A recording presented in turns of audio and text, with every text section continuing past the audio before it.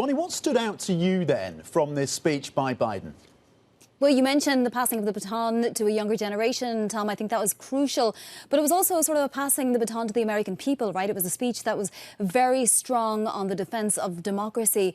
President Biden actually said, I'm quoting, "The great thing about America is here, kings and dictators do not rule, the people do." So that was really a very pointed criticism of perhaps some of the other candidates in this race. He did talk a little bit about his achievements to date. I mean, there are 6 more months to go in his presidency, so I think he didn't want to make it a nostalgic type of, run through all of his achievements speech. But he did say that the racial wealth gap had narrowed, that the US was now leading the world in chips and science and innovation, lowering prescription drug costs and so on. So he took away the focus from any kind of fragilities that Kamala Harris might be perceived to have and focused them on the strengths of that campaign and of his administration. And I do want to point out that the good news seems to keep coming for Kamala Harris at the moment. NBC reporting in the last hour that Barack Obama, the former president, is very close to publicly endorsing Kamala Harris as the top of the ticket candidate.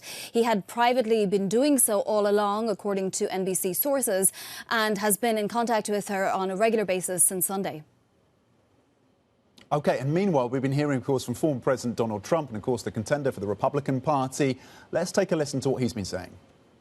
If you want socialist health care, nation-wrecking inflation, the death of American energy, and a lying radical left liberal San Francisco extremist as your commander-in-chief, then Kamala Harris is your candidate. She's the one for you.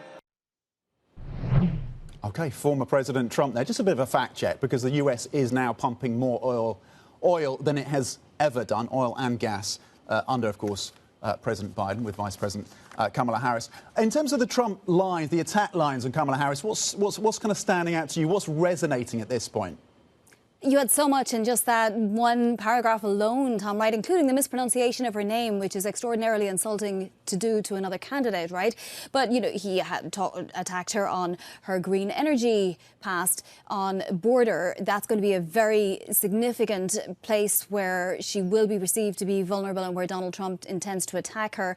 That's one of the reasons why Senator Mark Kelly is being perceived to be one of the top picks for VP, because he's from the border state of Arizona. But you heard him saying there she was, radical left, a radical left lunatic, and more to the left than Bernie Sanders on economic issues.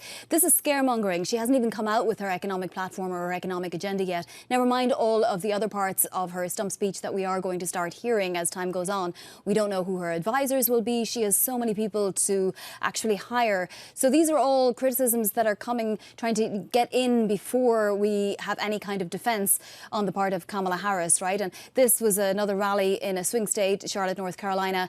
Trump looking now to at least 2 debates, possibly 3. Fox has proposed another debate, and NBC reportedly also wants a debate.